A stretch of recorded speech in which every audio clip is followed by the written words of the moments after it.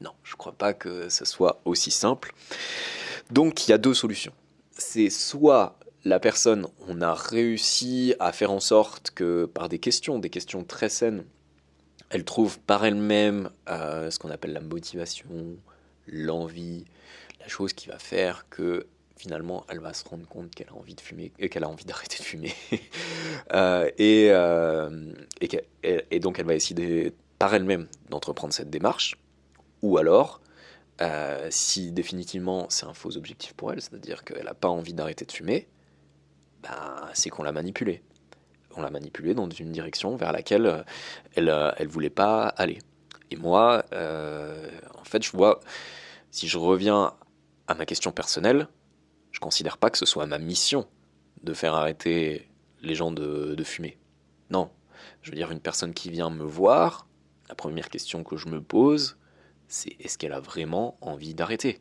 C'est ça qui m'intéresse. C'est quel est son vrai objectif. Moi, je suis pas là pour dire fais ci ou fais ça. Non, je suis intéressé par savoir ce que la personne veut, qu'est-ce qu'elle est prête à mettre en place pour atteindre son objectif.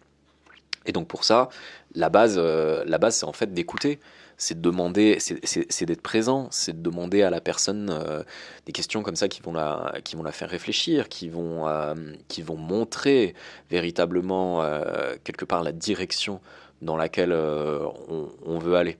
Donc une personne qui dit qu'elle n'a pas envie d'arrêter, ce n'est pas notre rôle en tant qu'hypnotiseur de faire en sorte qu'elle arrête.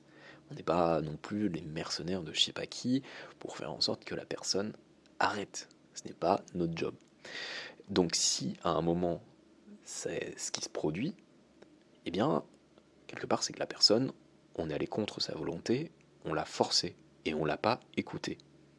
Alors que c'est pourtant la base en tant qu'hypnotiseur, que celle d'écouter, d'être présent, justement pour donner de la place à la personne et qu'elle exprime ce qu'elle a envie d'exprimer, quel est réellement son objectif. Donc une personne qui aurait fait l'inverse, finalement, je ne sais pas quel est son métier ni sa technique, mais ce qui est sûr, c'est que c'est sûrement pas de l'hypnose ericksonienne. C'est plutôt de la manipulation, et de la manipulation qui serait de la manipulation déplacée. Après, si une personne, elle vient nous voir, sans être convaincue de vouloir arrêter de fumer, je pense que là, ça peut faire partie du job de l'hypnotiseur que de lui poser des questions qui vont lui permettre justement de savoir si, au fond du fond, elle aurait pas envie. Enfin, en fait, qu'est-ce qu'elle veut vraiment, quelle est son intention. Et rien qu'avec cette question de qu'est-ce que tu veux vraiment, on peut aller loin. Donc c'est ok d'aller voir un hypnotiseur, même si on a encore des questions, même si on n'est pas sûr de vouloir arrêter, qu'on a des doutes sur sa capacité à arrêter, qu'on se demande si on va prendre du poids, est-ce que ce serait pas possible de réduire avant, bah c'est ok. Et même personnellement, j'aurais tendance à inciter clairement les personnes à aller se faire aider, ne serait-ce que pour répondre à ces questions, plutôt que de gamberger avec, sans savoir y répondre, et parfois perdre du temps et ne pas aller dans une direction précise, voire rester dans un comportement qui ne nous convient plus et qu'on finit par subir sans aller vers une solution, quelle qu'elle soit. Quand bien même à un moment on puisse se dire, bah ok, je préfère rester avec la cigarette et ça me va comme ça. Et j'arrive à être dans un climat suffisamment serein. En fait, c'est ça, je crois, l'objectif principal. C'est d'être dans ce climat suffisamment serein, où on est à l'aise avec soi, on est à l'aise avec son comportement. Donc c'est ok d'aller voir l'hypnotiseur même si on a des doutes. Lui, il va t'aider justement à explorer avec l'aide de questions, à aller aussi tester des solutions, juste ne serait-ce que par le ressenti, par imaginer comment ça serait si tu arrêtais de fumer, comment tu te sentirais, comment tu te verrais, pour aller quelque part vers la solution qui sera la plus écologique pour soi.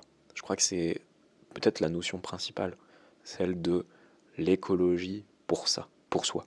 Voilà pourquoi c'est intéressant et fondamental, indispensable de savoir exactement si notre objectif nous convient et ne pas aller dans une direction, enfin du moins se laisser mener dans une direction qui serait pas la nôtre. C'est là vraiment qu'on va vers quelque chose qui, ou en tout cas, tu comprends, au niveau écologique, il y a un problème. T'as pas envie, mais t'y vas quand même. Il y a un problème. T'as quelque part accepté un compromis qui n'était pas le bon. Donc, c'est là qu'il faut faire attention. C'est là qu'il faut pas aller voir non plus n'importe qui. Et je crois que quand tu as des personnes qui annoncent des sortes de choses marketing complètement hallucinantes comme ça, moi je t'invite à prendre tes distances, dire stop. Après, une bonne chose à faire, en fait, toute simple, c'est même si tu vois ces annonces, tu peux toujours appeler la personne et puis discuter un petit peu avec elle.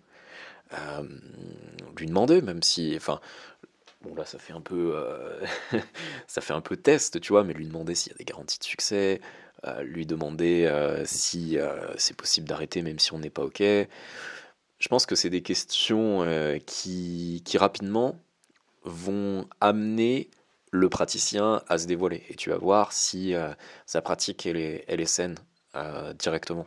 Ça va être un bon moyen de le tester. Et je pense que c'est normal aussi de tester le praticien avant d'aller le voir. C'est, ça fait partie en fait de la base de l'exploration des solutions qu'on va mettre en place. C'est-à-dire on commence par voir si le praticien nous convient, et puis après avec lui on va en explorer d'autres, des solutions. Celle d'arrêter de fumer, celle de réduire. C'est vraiment ça l'hypnose, je crois. C'est s'autoriser à avoir un cadre dans lequel on est bien, donc avec un bon praticien, et puis dans lequel on peut explorer comme ça différentes solutions. Et même si à un moment on en met une en place, je veux dire dans la vraie vie, si on commence à croire que, oui, à croire en la capacité de juste d'arrêter de fumer, de nous rendre plus heureux. Bah, à un moment, si on estime qu'on était plus heureux avec la cigarette, rien ne nous empêche de revenir en arrière. Il n'y a rien de définitif.